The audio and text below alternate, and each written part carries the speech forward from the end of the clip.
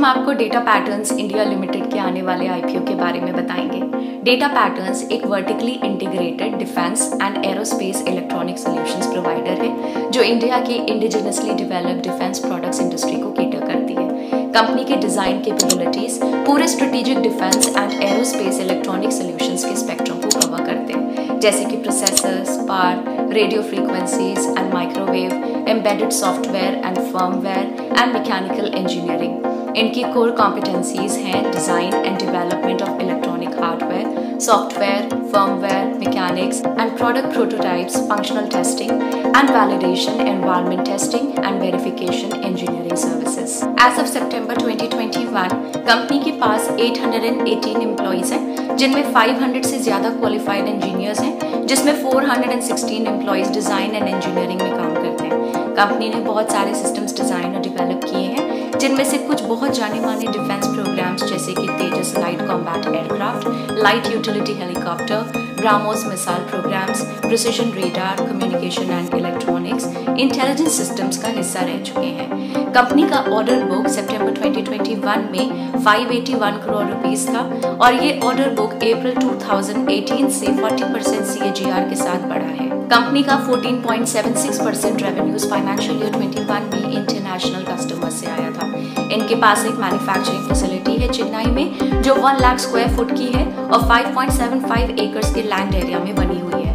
Company plan कर रही है कि इस फ्लोर एरिया और मैन्युफैक्चरिंग कैपेसिटी को डबल किया जाए और 2.81 एकड़ एडजेसेंट लैंड भी एक्वायर किया जाए इस एक्सपेंशन के लिए। इनका फाइनेंशियल ईयर 21 में रेवेन्यू डिस्ट्रीब्यूशन कुछ इस प्रकार से था। Production contracts 170 crore rupees, development contracts 36.5 crore rupees, service contract 17.3 crore rupees. Company का सबसे बड़ा प्रोडक्ट सेगमेंट है रेडार, जिसमें इनके पास 368 करोड़ रुपीस का ऑर्डर बुक है। कंपनी इस आईपीओ से अपने सेलिंग शेयर होल्डर्स को एग्जिट प्रोवाइड करना चाहती है। ये फ्रेश आईपीओ प्रोसीड से अपने बोरोइंग्स के रीपेमेंट, एग्जिस्टिंग फैसिलिटीज के एक्सपेंशन, वर्किंग कैपिटल रिक्वायरमेंट्स के फंडिंग को करना चाहती है। अब बात करते हैं इस कंपनी में इन्वेस्ट करने के कुछ प्रोज के बारे में। कंपनी डोमेस्टिक डिफेंस और एरोस्पेस इलेक्ट्रॉनिक स्पेस में 1985 से ऑपरेट कर रही है, जिसमें इन्हें बहुत सारे क्रिटिकल डिफेंस प्रोग्राम्स में सब सिस्टम्स डेवलप और मैन्युफैक्चर करने का मौका मिला है, जैसे ग्राउंड बेस्ड ब्राह्मोस मिसाइल के लिए लॉन्च कंट्रोल सिस्टम और तेजस एयरक्राफ्ट के लिए take me home displays. Domestic company होने के नाते इन्हें स्ट्रेटेजिक प्रोजेक्ट्स और ऑर्डर्स में भी प्रायोरिटी मिलती है वर्सेस फॉरेन बिडर्स। कंपनी ने फाइनेंशियल ईयर 21 में 24.5% का पैट मार्जिन और 26.8% का ROE अचीव किया था, जो इंडस्ट्री में सबसे हाईएस्ट था फाइनेंशियल ईयर 21 में। इससे कंपनी के इनहेरेंट कंपेटिटिव एडवांटेज का पता चलता है इनके domestic rivals MTAR technologies, Astra Microwave और पारस डिफेंस के मुकाबले। इंडिया में डिफेंस इलेक्ट्रॉनिक सेगमेंट से उम्मीद है कि ये सेक्टर 15.71% CAGR से बढ़कर 2030 तक $44 बिलियन मार्केट साइज का बन जाएगा। इंडियन गवर्नमेंट के डिफेंस सेक्टर में आत्मनिर्भर भारत के इनिशिएटिव के कारण ये माना जा सकता है कि इस अपॉर्चुनिटी का मेजॉरिटी हिस्सा डोमेस्टिक डिफेंस इलेक्ट्रॉनिक मेकर्स को मिलना चाहिए। Data patterns already defence optics, military radar, airborne electronic warfare और कम्युनिकेशन इंटेलिजेंस रिसीवर्स बना चुकी है इंडियन डिफेंस सेक्टर के लिए, जिससे इन्हें इन प्रोडक्ट सेगमेंट्स में अच्छा एडवांटेज मिलता है मार्केट कैप्चर करने के लिए। अब बात करते हैं इस कंपनी में इन्वेस्ट करने के कॉन्स के बारे में। हालांकि कंपनी के 15% सेल्स एक्सपोर्ट से आए थे फाइनेंशियल ईयर 21 में, इंटरनेशनल डिफेंस सॉल्यूशन स्पेस में कंपटीशन बहुत हाई है इनके लिए, जहां USA, चाइना और रशिया जैसे एडवांस्ड इकोनॉमीज से कंपनीज कॉन्ट्रैक्ट्स के लिए बिड करती हैं। इन इंटरनेशनल कंपेटिटर्स के पास डेटा पैटर्न्स के मुकाबले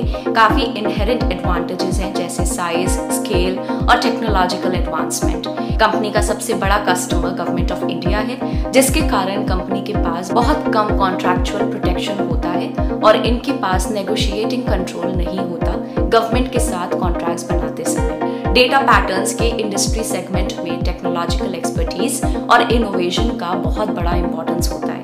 इसके कारण इस सेक्टर में हमेशा टेक्नोलॉजिकल डिस्रप्शन का रिस्क रहता है, पर्टिकुलरली सॉफ्टवेयर रिलेटेड सेगमेंट्स में। अब बात करते हैं इस कंपनी के फाइनेंशियल्स के बारे में। जैसे कि आप अपने स्क्रीन पे देख सकते हैं, इस टेबल में दिए सारे फिगर्स क्रोर्स में हैं। सबसे पहले हम कंपेयर करेंगे फाइनेंशियल ईयर 20 को फाइनेंशियल ईयर 21 के साथ on the basis of total assets, total revenue and profit after tax.